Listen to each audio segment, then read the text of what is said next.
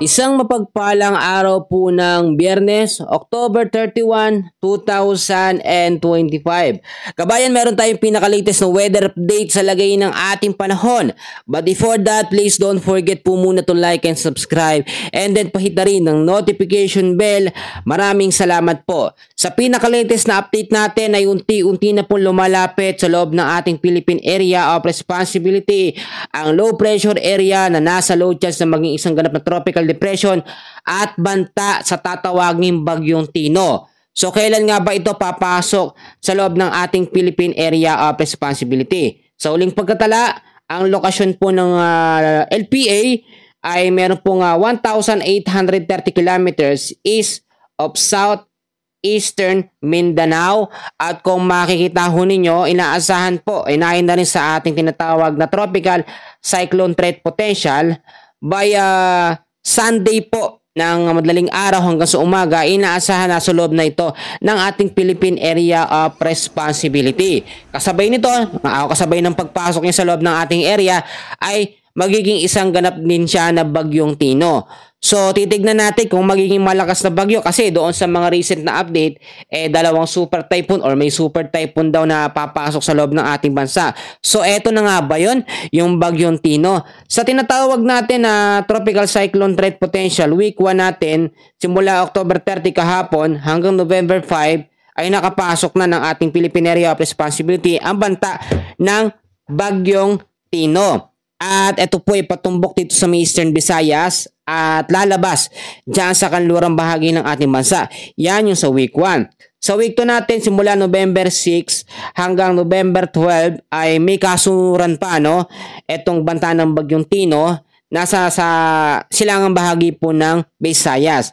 So yan po, kung makikita nyo, no, nasa red category, ibig sabihin, ito yung may chance na maging malakas ho na bagyo. Pero hihintayin muna natin na lumabas yung tinatawag na area of probability niya or yung pinaka magiging direksyon ng bagyo. Doon kasi lalabas talaga, no? Day by day yung mga category ng paglakas niya, yung pagkilos at galaw. Doon natin mamomonitor na mabuti kung ito yung magiging malakas or magiging super typhoon category. Pero base na rin sa ating nakitang advanced weather forecast or sa ating weather model ay nasa red warning siya. Ibig sabihin malakas ho siya na kategorya ho ng bagyo. So balikan natin yan. Dito po muna tayo sa tinatawag natin na forecast weather condition. So ito po yung mga lugar ngayon na apektado ng 4 na weather system. So ano ba yon? Unang-una meron tayong ITCC, meron tayong shoreline, meron tayong northeast monsoon, at meron tayong mga local thunderstorms.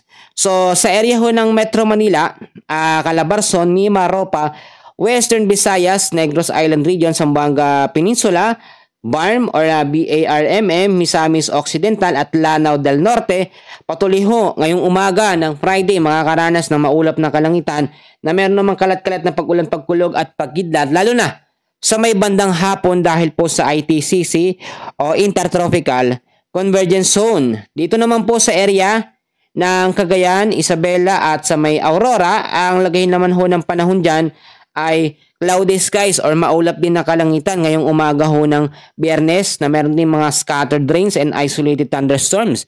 Kalat-kalat na pag-ulan, pagkulog at pagkidlat dahil po yan dyan sa tinatawag ho natin na shoreline. Kung titignan nyo mga kaibigan, ang shoreline, ito po yung salubungan ng malamig at mainit na hangin. Yung northeast monsoon at yung easterlies. Yung impact niyan ay nagbibigay po ng mga pag-uulan. Samantalang dito naman po sa area ng Cagayan, Isabela at Aurora ay ganoon din.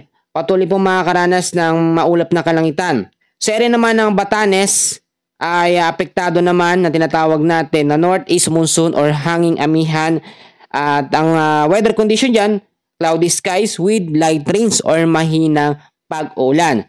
Samantalang sa area ng Bicol Region, the rest ng Visayas, the rest po ng Mindanao ay patuloy din maapektuhan ng partly cloudy to cloudy sky with isolated rain showers and thunderstorms dahil pa rin sa ITCC o Intertropical Convergence Zone. Tulad na aking sinabi mga kaibigan, ang tsansa kasi ng banta ng Bagyong Tino na nasa labas pa ng ating par or by Sunday papapasok at magiging bagyo sa loob ng ating area ay mayroong tinatawag na intensification or biglaang paglakas pagpasok sa ating Philippine Area of Responsibility. Yan po ay dahil sa apat na weather system na nasa loob ng ating bansa or apat na hangin.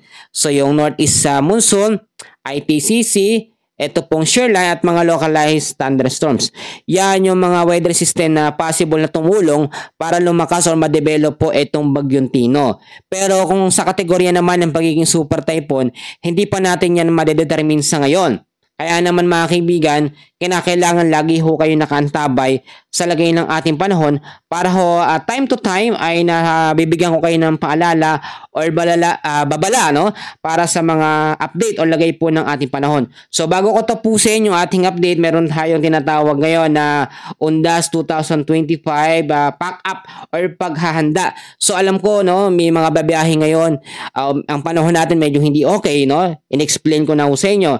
Unang-una, yung mga biyahe dahil po undas nga no, mahabang weekend ito. Mag-ingat po sa biyahe. Ano ba yung mga dapat natin i-check? Kondisyon ng ating mga sasakyan, battery, lights, ilaw, oil, water at tubig. Kailangan din i-check ang gas, engine, makina, tire, gulong at sa mga sarili natin no. Kailangan yan kung kayo magbiyahe ng malayo. So bago naman umalis ng bahay, ugaliin po nga tanggalin ang mga saksak sa mga saksakan, yung mga hindi naman ginagamit ang mga appliances. So, ilak ng mabuti ang pinto, ganun din ang gate, double lock, iwasan ho ang pag-iwan ng kandila, no? Ipaalam sa kapitbahay o barangay tanod kung aalis po ng matagal para maabisuhan din sila na walang tao dun sa ating mga lugar. Kapag tayo nasa mga sementeryo naman iwasan po ang pagsisindi ng kandila malapit sa tuyong dahon o damo. Panatilihin po ang kalinisan, bantayan ng ating mga matatanda o mga batang kasama. So mga kaibigan, lagi kong pinapaalala sa inyo na kinakailangan maging alerto, maging handa sa posibleng banta ng Bagyong Tino na papasok po sa first week po ng November at iyan po ay magsisimula by Sunday ng madaling araw hanggang sa umaga. So narito lamang po, yan lamang po ang update natin sa lagay ng ating panahon ngayong araw po ng Friday. Maraming salamat, God bless po at magandang araw po sa inyong lahat.